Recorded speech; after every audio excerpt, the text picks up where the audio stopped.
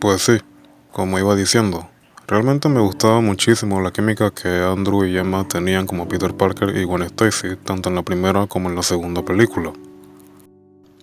Incluso creo que tenían muchísimo mejor química que Tobey Maguire y Kristen Dunst cuando hacían de Peter Parker y Mary Jane. Pero lo que más me gusta de Gwen Stacy en estas dos películas es que literalmente es un personaje que aporta algo a la trama. Literalmente se toma la molestia de ayudar y estar ahí para Peter y acaba siendo un personaje más proactivo en lugar de ser la típica damisela en apuros en la que el hombre araña tiene que rescatar. Y esa es una de las razones por las que yo pienso que Peter Parker y Gwen Stacy, tanto en El Sorprendente Hombre Araña 1 como en la 2, son una de las mejores parejas en el cine de superhéroes. Y desafortunadamente me duele decir que no puedo decir lo mismo sobre Peter Parker y Mary Jane en la trilogía de Sam Raimi. Porque debo admitir que por más que me encante Spider-Man 2, debo admitir que la Mary Jane de Kristen en esta película me enoja muchísimo. Algo que solía repetirse mucho con la Mary Jane de Kristen en esta trilogía era que por cualquier mínima cosa que Peter no hacía por ella, ya eso era suficiente para decepcionarse de él. De paso quiero dar mi opinión sobre la muy recordada escena del beso invertido, porque muchos piensan que esa es una de las obras maestras más memorables de la historia del cine. Es la escena más memorable de la película. Miren, lo siento, pero yo creo que estoy en completo desacuerdo, porque el contexto de esta escena que hay detrás no me permite pensar de la misma forma, y te voy a explicar por qué. Porque viendo esta escena desde un punto de vista más crítico, tú te das cuenta de que Mary Jane se está besando con Peter y al mismo tiempo con Spider-Man a espaldas de Harry, teniendo en cuenta que para ese entonces ellos andaban saliendo. Y a Peter y a Mary Jane ni siquiera les importó. Y eso es frustrante para mí verlo. Otro personaje de la película que no me gustaría para nada dejar descartado es el Capitán Stacy. Creo yo que al igual que Peter y Gwen, es uno de los mejores personajes de la película.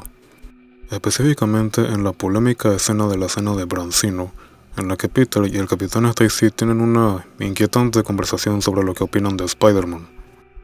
Algo que me llamó mucho la atención fue la manera en la que Peter defendía su forma de pensar y cómo el Capitán Stacy lo contradecía.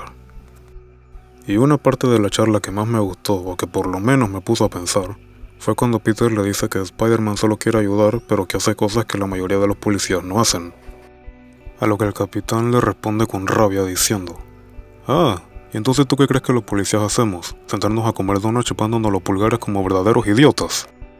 Y en eso último que el capitán Stacy dijo estoy completamente de acuerdo.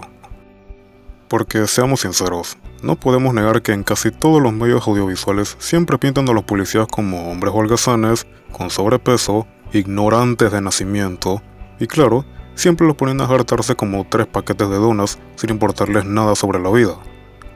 ¿Y saben qué?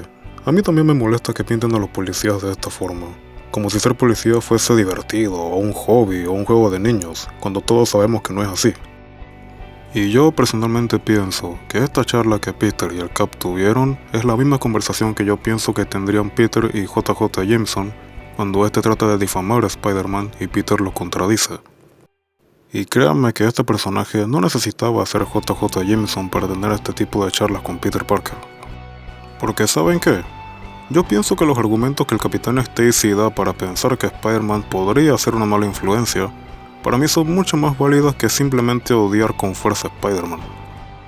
Y sí, yo sé que el personaje es así en los cómics, él fue creado con esa actitud intencionalmente. En palabras del mismo Stan Lee, que en paz descanse, él dijo que él quería que JJ Jameson fuese un personaje totalmente opuesto o distinto al personaje de Perry White, que es el jefe de periodismo del Daily Planet, que abunda en la ciudad de Metrópolis, o sea, la ciudad de Superman. Stan Lee quería que JJ Jameson fuese un personaje que odiara ciegamente a Spider-Man solamente porque sí, que por cualquier mínima cosa ya es justificación para odiarlo. Y sí, yo entiendo, porque de cierta forma este personaje dramatiza de manera un tanto acartonada la ignorancia de la gente hacia lo que no conoce. Pero por lo menos yo pienso que los argumentos que daba el Capitán Stacy se me hacían mucho más válidos. Y si ahora tú me vienes a decir que este Capitán Stacy no se parece al de los cómics solamente porque no tiene el pelo todo canoso, pues déjame decirte que te calles, porque déjame decirte también que en los cómics de la saga Ultimate ya hay una versión que es igualita al actor. Porque sí, El de la trilogía de Sam Raimi sí se parecía al de los cómics clásicos de Spider-Man. Pero en Spider-Man 3 era un verdadero estúpido al estar tan tranquilo al ver a su hija a punto de caerse y convertirse en puré de tomate. Porque seamos honestos, ¿cómo hubiera reaccionado este tipo si Spider-Man no hubiese rescatado a Gwen Stacy? ¿Se hubiese quedado ahí mirando como si no pasara nada? Probablemente.